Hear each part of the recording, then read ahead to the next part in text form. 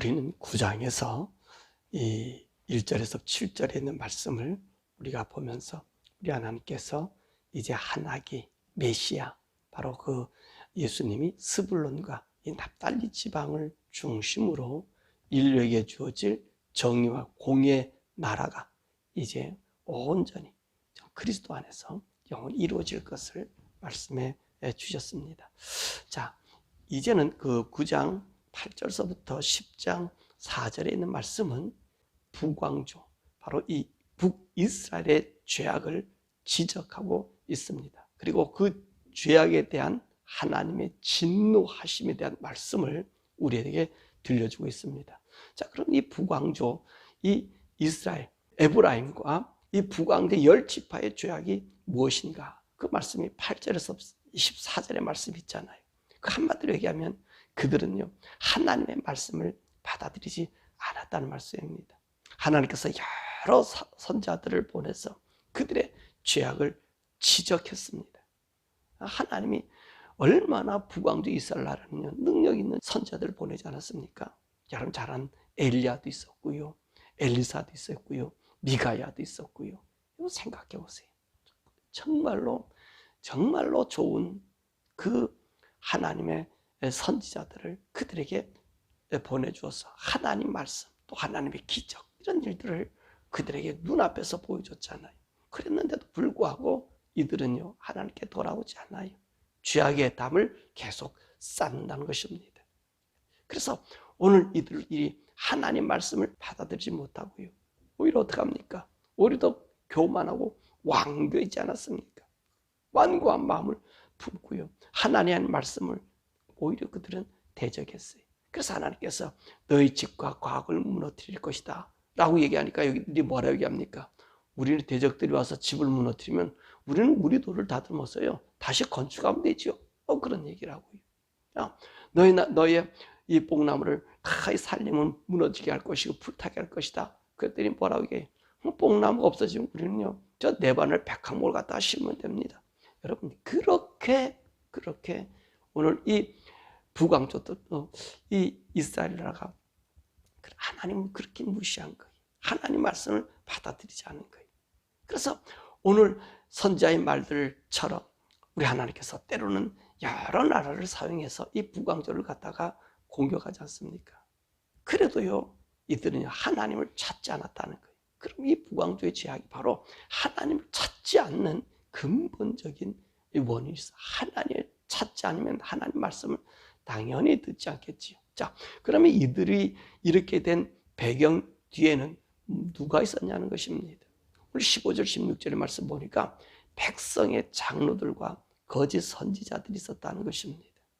그리고 이 백성들은요, 이들의 얘기와 이들의 꼬임에 빠져서 경건하지 않으면 악을 행하고 망명된 말하기를 급급했다는 것입니다.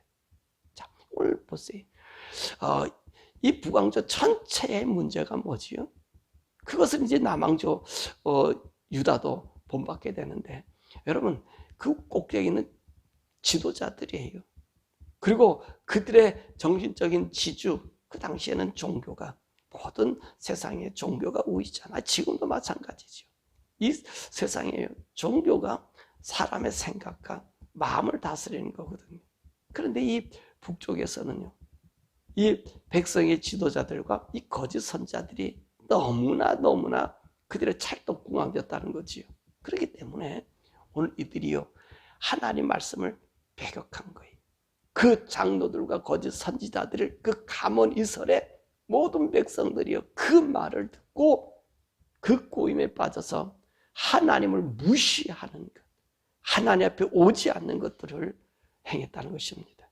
자, 그러면 오늘 이 장로들이나 거짓 선지자들이 행했던 것이 어떤 것입니까? 그것이 10절, 2절입니다. 어떤 죄악들을 만들었을까? 보니까 불의한 법령을 만들고요, 불의한 말을 기록하고요, 불공평한 판결을 해서 가난한 백성의 권리를 박탈하고 가부의 것을 토색하고 고아의 것을 약탈하는 자들이었다는 거예요. 이들이 누구였습니까? 이 고관들과 오늘 거짓 선지자들이. 그들이 만든 법령은 불의한 법령이에요. 의의 법령, 살리는 법령이 아니라 불의한 법령이고요. 또 불의의 말을 기록했다 그랬어요. 악한 말이 기록됐다는 말은 그것을 오히려 적용되어졌다는 거죠. 그 악한 말들이 통용되었다는 거예요. 사회의 그 악함이 원칙이 되고 법이 되었다는 거지요. 그게 질서가 되어버린 거예요. 그렇게 거기에 나타나는 것이 불공평한 판결이 있을 수밖에 없지. 가난한 백성들의 권리가 박탈돼가고요. 가부의 것이 토색하고요. 고아의 것이 약탈되어졌다는 말입니다.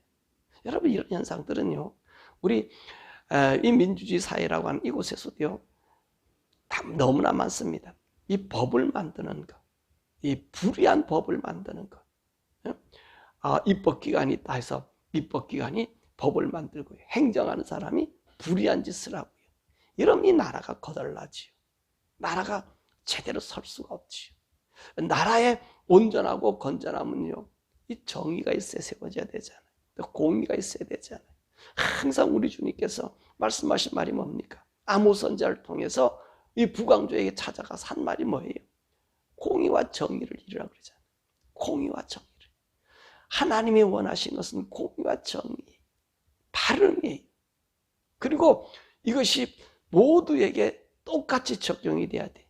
그 기득권의 세력에게서는 그것이 통용되고, 오늘 밑에 사람들에게는 억압하는 이 법은요, 여러분, 좋은 법이 될 수 없어요. 오늘요, 이 민주주의 사회에서 그런 일이 많거든요. 왜냐하면 우리 백성을 위하는 것 같은데 전혀 백성을 위하지 아니하고 자기들만 위하는 법들. 여러분, 한국도 그렇고 미국도 그렇고 서구도 그렇고요. 이런 비합리한 이 법을 이용한 불의의 법을 만드는 것이 너무 많습니다. 그래서 이 세상이 하나님 심판의 그 용광로로 들어갈 수밖에 없어요. 만드는 법 보세요. 보면 백성을 이롭게 하는 것처럼 보이지만 결론적으로는 오늘 여기 있는 말씀과 고아의 것과 가부의 것을 약탈하고 토색하고 백성의 권리를 박탈해버리는 거예요. 여러분, 모든 사람들이 법을 만드는 이 법을 자세히 한번 보십시오. 눈으로 보면 우리가 그 법이 우리를 위한 것으로 보이지만 자세히 들여다보면요, 우리를 죽이는 일을 하는 거예요. 그러니까 오늘 이 북왕조 이스라엘 나라의 그 법령이 불의였다는 거고요.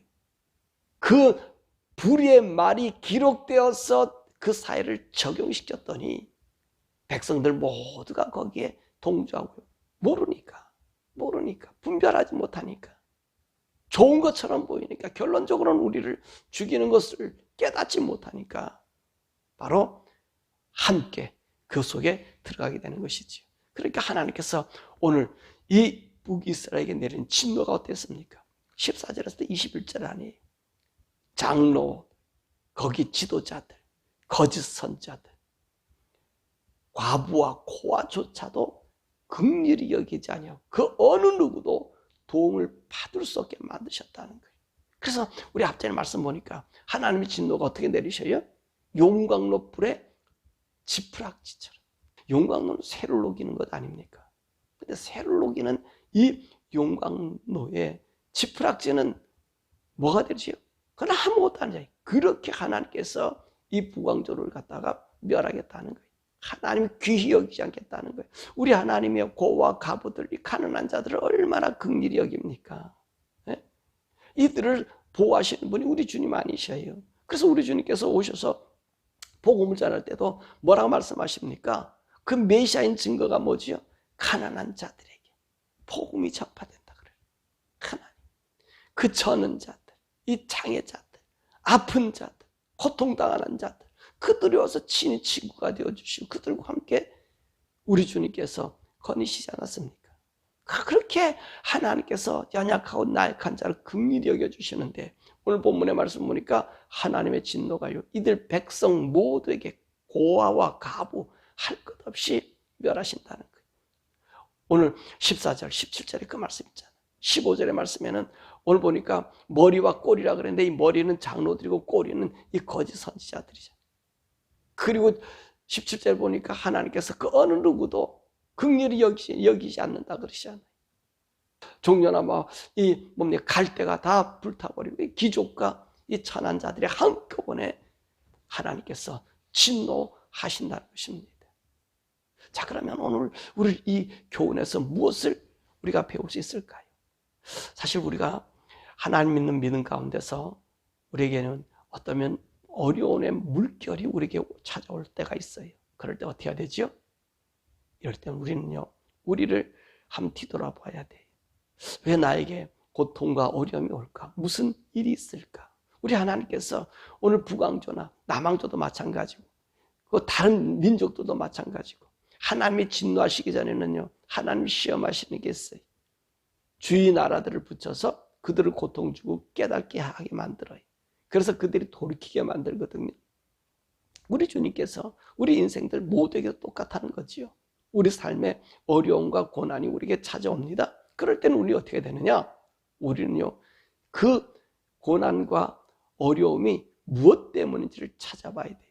그러면 우리들에게는 어떤 것이 있어요? 하나님 말씀 있지 않습니까? 그 말씀이 우리를 가르쳐 주시잖아요. 그래서 저와 여러분들이 나에게 어려움이 왔을 때는 하나님 말씀을 찾고 기도하는 거예요. 그러면 오늘 그 기도 속에서 또 말씀을 읽는 중에서 자꾸만 우리에게 떠오르는 어떤 것들이 있을 거예요. 그럴 때 어떻게 해야 되죠? 우리가 빨리 회개하고 돌이키라는 거예요. 왜냐하면 우리 주님께서 조그만 고난과 어려움을 주는 것은 우리의 징조거든요. 우리가 하나님 앞에 의롭고 바르게 설 수 있는 그 기회거든요. 그러니까 그 기회를 어떻게 찾는 거예요? 하나님께서 말씀과 기도 속에 우리 하나님이 인도해 주시는 것이지. 그럴 때 우리가 돌이키면 어떻습니까? 우리 주님이 회복해 주시는 분이시. 우리 주님 우리를 새롭게 더 아름답게 가꿔주시는 분이에요. 그런데 그것을 고집하면 어떤 일이 생겨집니까? 더 큰 고난을 맞게 된다는 것입니다. 자, 그런데 어떤 사람들은 이런 고난을 당할 때 주님을 떠나는 사람이 있어요. 등지는 사람이 있어요. 그게 얼마나 바보스럽습니까? 얼마나 안타까운 일인가요? 생각해 보세요. 하나님께서 내게 어려움과 환난을 주는 것은요, 나를 그렇게 하나님 인정해 주셨다는 거잖아요. 여러분 생각해 보세요. 우리 하나님께서 북왕조나 남왕조 거기에 얼마나 많은 하나님의 선지자들을 보냅니까? 얼마나 많은 선지자들을 보내요. 그래서 우리 하나님께서 그들의 마음을 돌이키기를 원했잖아요. 그랬더니 이들이 뭐라 그래요? 그 하나님 말씀 듣지 아니하고 오히려 고난이 온 것에 대한 실망을 가지고 하나님을 등져버리고요, 하나님을 배반해버리잖아요. 이게 얼마나 안타깝냐는 거. 오늘도 우리가 예수를 믿다가 우리에게 어려움이 오면요, 여러분 주님 원망하는 사람이 있어요. 주님을 떠나가는 사람이 있어요. 이게 너무나 안타까움이란 말씀입니다. 그러므로 우리에게 어떤 어려움과 고난이 오면 우리 뒤돌아보면서 이 고난을 달게 받는 우리의 믿음의 신앙이 있어야 돼. 내가 하나님 안에서 보니까 온전하지 내 못했구나. 그래서 하나님에게 이런 어려움이 왔구나. 그러나 하나님 감사합니다. 감사의 신앙이 우리에게 있어야 돼. 이 신앙이 우리에게 없으면 우리도 똑같이 오늘 북왕조 이스라엘 사람들의 그 백성들 같은 처지가 되는 거예요. 사랑하는 여러분, 자, 여러분들에게 항상 얘기하는 말씀이 있습니다. 그 말씀이 뭐냐면은 우리 백성들 하나하나가, 우리 성도들 하나하나가 여러분들의 영혼을 지키셔야 돼요. 여러분들의 여러분의 영혼을요 간수해야 돼요. 우리가 참 인생살이 억울하면 뭐냐면 거짓자들의 말에 속아서 나의 영혼과 나의 삶이 그들과 함께 한다는 거예요. 그들과 동행한다는 거예요. 이 북왕조가 왜 그렇게 멸망해? 이 진노의 자리에 이 백성들이 하나님이 그렇게 보살펴주는 고아까지 진노의 자리에 들어 있었죠.